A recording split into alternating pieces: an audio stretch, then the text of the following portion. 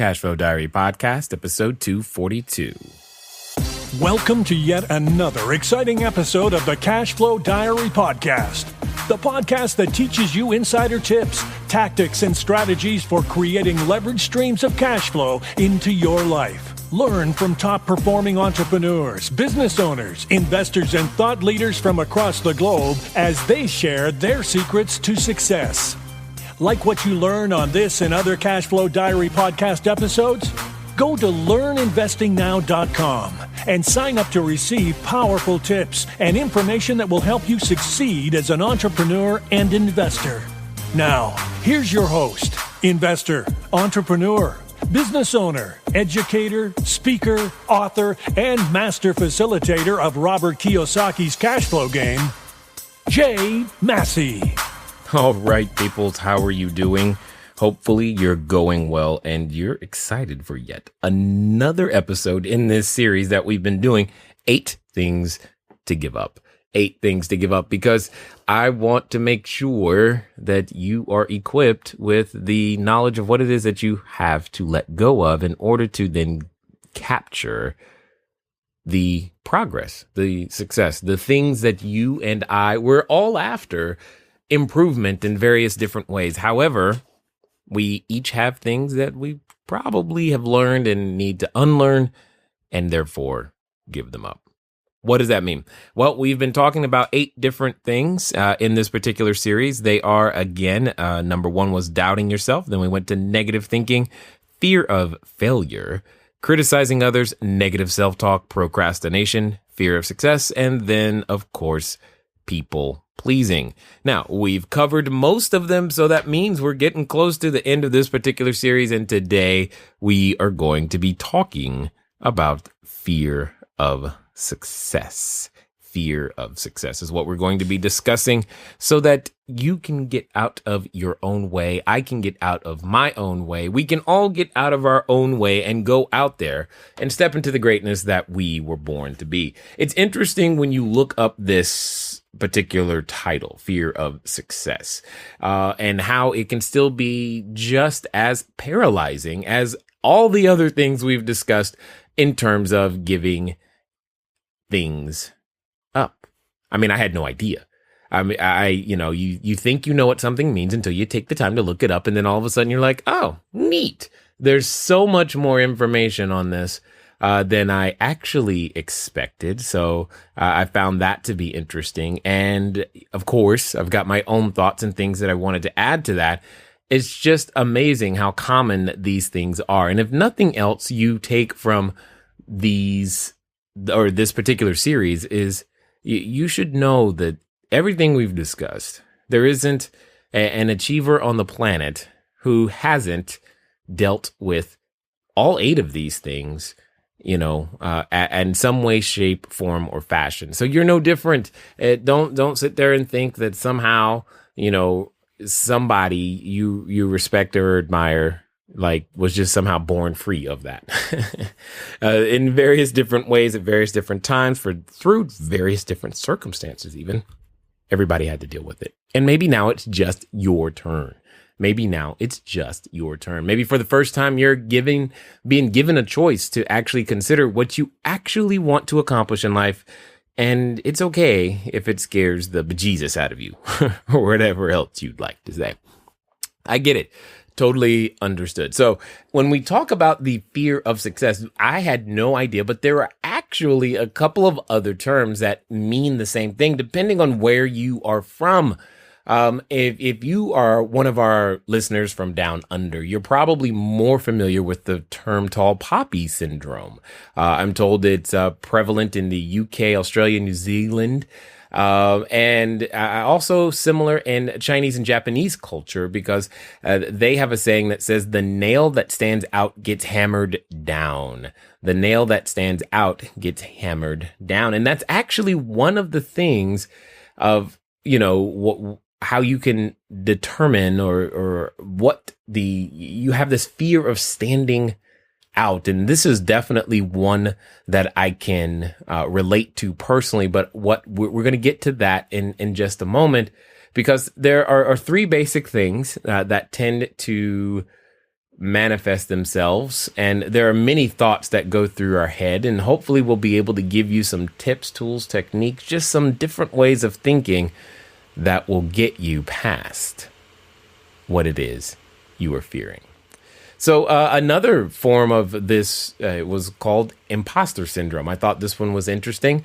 It was a term that was coined back in the late 70s, 1978, by clinical psychologists of all. And it just refers to high achieving individuals marked by an inability to internalize their accomplishments and a persistent fear of being exposed as a fraud. Now, being exposed as a fraud, despite external evidence for their competence and, evidence to the contrary, it doesn't matter. The point is you still walk around with the fear.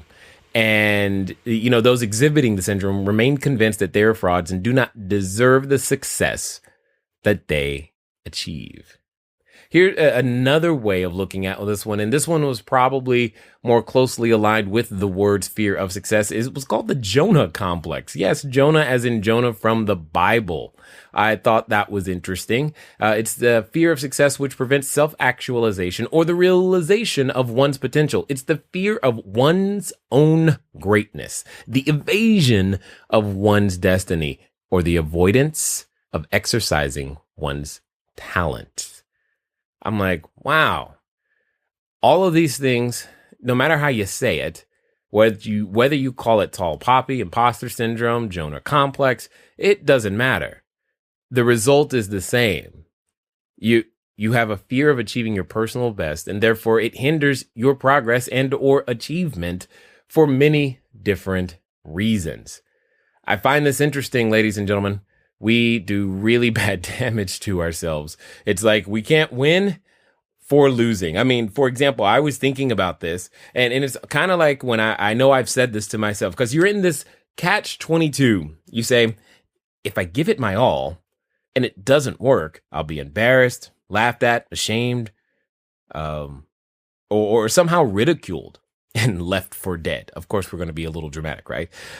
Instead, we should choose to believe my best effort may not result in what I think I want right now, because, we just think we want stuff. We're not really sure. But it will result in zero regrets and be a part of me becoming my best self and someone with something valuable to give. AKA a contributor. And to me, that was a more empowering belief to begin to adopt. And these are things that, I think every person on this planet has had to work through in some way, shape, or form as well. The opposite of that, which is why these fears, these 8 things to give up are really crazy, because, on one hand, we're like, if it doesn't work, this is what happens. If I go out there and try to be my best and tell people I'm going to do this and take over the world and with a bag of chips and buy all this real estate and do all these things, if it doesn't work, this is what's in my future. So I'm afraid, but we don't let ourselves off the hook that easy, because then we say, if I give it my all and it does work, then I'll be like those other successful people I know. I'll have to deal with critics. Oh my God, people won't like me. I'll have to deal with, failing, because on the way there, I know I'm not going to get everything right. And some of those failure events will affect other people. I mean, I'll have to deal with the possibility of being perceived incorrectly with no opportunity for defense. I don't know if you guys have ever seen, I actually watch it sometimes because I think it's funny, where Jimmy Fallon does this session of mean tweets where, because of the anonymity of the internet, people talk about, celebrities and leaders and various industries, stars and politicians and sports figures, etc. And people who have never met them don't really know them, but you can see a picture of what humanity might say, and you're like, I don't want that ever completely understood. And obviously, it's not like you don't know them back. You can't really defend yourself, even if you don't really have to. It's just something you like, I don't even know how I would respond to that. Or here's another one. If you give it your all, you might be prejudged, period. And there could be a change in social circles. But I kind of I'm at least, even if you don't like where you are, you're familiar with it, period. And because you're familiar with it, striving to stay near it kind of makes sense. It's like, I know what it's like to fail. I know I've gotten used to how I currently live. And it's better than making it worse in some way, shape, or form. And for whatever reason, we can perceive our advancement as a worse, or at least an unknown, which then scares the bejesus out of us. Or if it does work, there'll be more responsibility. Also known as the opportunity to fail more people, right? Or I'll be exposed. I can't hide. Everyone will see who I am and know what's really going on. And here's a big one. You've got expectations now of a repeat performance. No one-hit wonder, right? It's one thing to do something awesome when no one expects it, when you are the underdog and no one is like watching or cares and they're like surprised. Oh my God, look what she did. That was so awesome. You are amazing. And you're like, you have no idea. I just barely got through that on my own. Awesome. Great. All I was trying to do was feed my family. Yay. All this other stuff just kind of happens. But what happens when they have that expectations and you still don't succeed on that second try? Or a big one I know for myself was thinking about I'll be alone and no one will understand me. Or people will only talk to me because they want something from me. At that point, you lose this sense of how will I know if I have anyone authentic in my life? Instead, here's something to choose to believe. My choosing to play small serves no one and only protects my ego. Givers gain. So drop the selfishness and just take the next step. Trust God. He will prepare me to receive when it's time. I believe that to be a way more empowering belief that can get you motivated and push you in the correct direction, in a more correct direction than shrinking back and being afraid. What are some of the other things that I found in my research? I just thought that could be clues that you are fearing your own success. Just in case I haven't hit you yet, here's a quick list that was given to that I found on lifehack.org, in their article titled "What to Do If You Have Fear of Success." Behaviors of success-fearing people. You don't complete your projects. This could be at work or at home. You talk about what you are going to do more than what you actually do. You are usually working on several projects at once, but not really focusing deeply on any one of them. You still have exactly the same things on your vision board that were there 5 years ago. You second guess yourself often. Distraction is your middle name. You don't think your work is ever quite good enough. And the biggie, you're on the verge of success and things start going really wrong. Now, I'm guessing one of those caught your attention, but here's the thing. When it comes down to it, that those are just symptoms of all of the deeper issues. And you know what? That it is okay. You're normal. And it doesn't mean anything other than you're normal. But what is important is to develop a better belief system about these things, because it can cause conflict. I mean, for some of us, you have this, we can have a fear of appearing unspiritual because we've heard things and sayings like rich people are greedy. I'm sure some are, but I'm also sure that there are poor people who are greedy too. And here's what I know. I'd rather be in a position to give than to receive. And we could think about, maybe you've heard words like sellout, you're over ambitious, you are shallow. And these are labels that we choose to avoid because we're trying to not appear to be unspiritual. And for some of us, that could be, the biggest thing in our life. And that's great.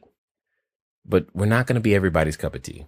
Not everyone is going to like you, and not everyone should. And the next one that we're going to be talking about is people pleasing. So we'll get more into that later.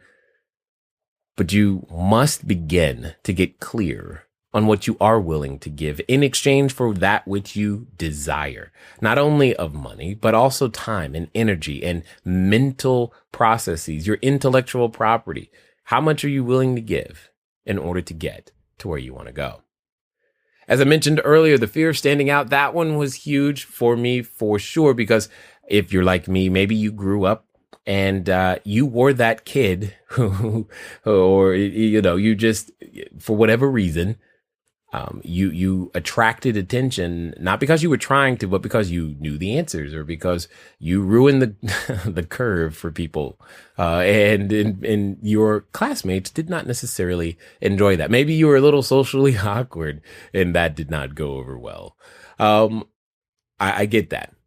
So you learn to shrink back and just try to fit in so as not to stand out. And therefore you would be free. That was the solution. I want to be free of this ridicule, free of, if I'm just like them, then they won't pick on me. There you go. Well, that doesn't do any good either. In fact, you may have heard this particular quote by Marianne Williamson, and I'm going to read it for you. And I hope that it inspires you in some way. See,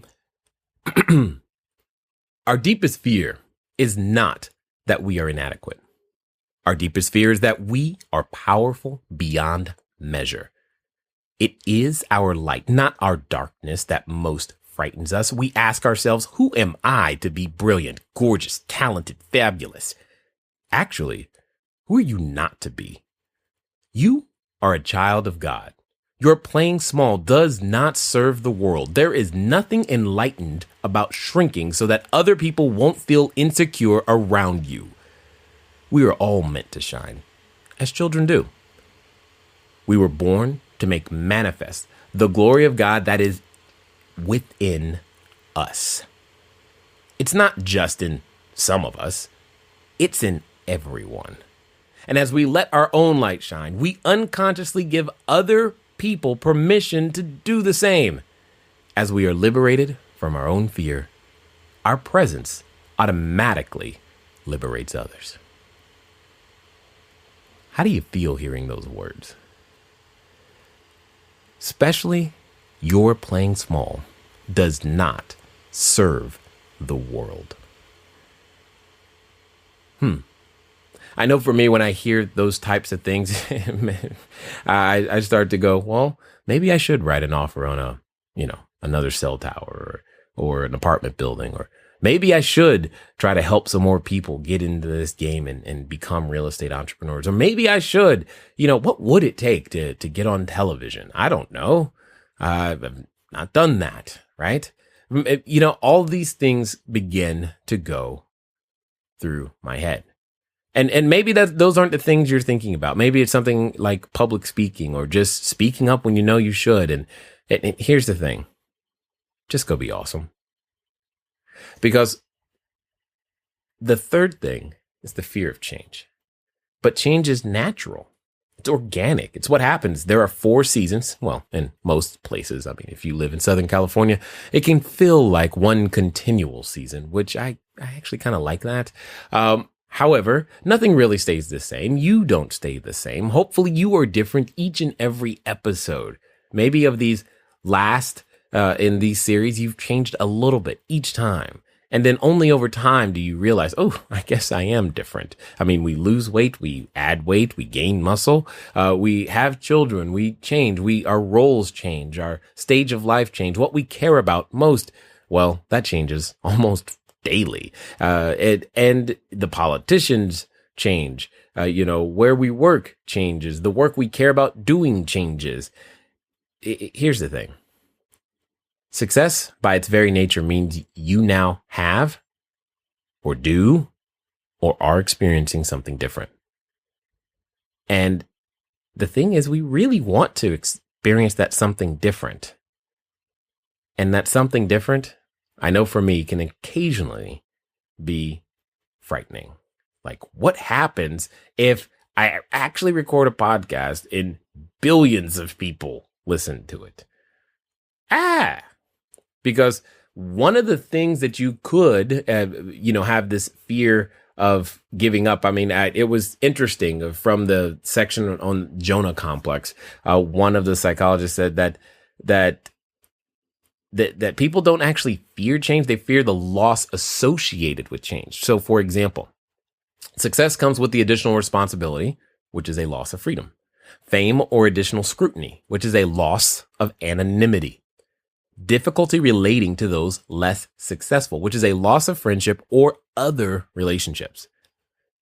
General change, it's a loss of stability and security. And additional potential for loss or failing. And it's the fear of Schadenfreude. And if you don't know what that is, look it up. You'll definitely find some interesting videos. Here's the point. Guys, gals, people of all ages, all I'm saying is that you're normal. These are feelings that you have. They're not evidence that you shouldn't push forward. In fact, if anything, because you're having them, you know that the greatness that you desire to be is within you. It's already there. It's seeking expression. That's why you were given the thought. You were given the impulse. You were given the opportunities to move forward. And, maybe you're like me, where your genius just happens to come out as an entrepreneur, and more specifically, a real estate entrepreneur. And that's cool. However, you've got to continue to develop those skills, because if there's anything that's true, is that all of us must subscribe to be going on this path of constant and never-ending improvement so that we can become the leaders, the voice, the ones who are willing to write the offer, fix the problems, and share in the positive results and take responsibility for the less than positive outcomes when they happen. The thing is, we've got to learn how to do that. And there's a way, and you can make it happen. It's just a part of the journey. And I understand the challenge because each one of us goes through it every day. Each time you go out there and you ask someone hey, have you ever considered getting involved in real estate investing? They may say yes. And if you get on this string of yeses, suddenly you're like, I'm out of control. And that can feel like a reason to play small. And what I am asking, requesting, dare I say, begging you to do, is go do so much activity that it requires you to lose control and figure out a way to still make good on all the promises you've made. I think if you do that, you'll be surprised at just how successful you can be when you're forced to. It's been fun talking to you today. I look forward to talking to you soon. Until next time.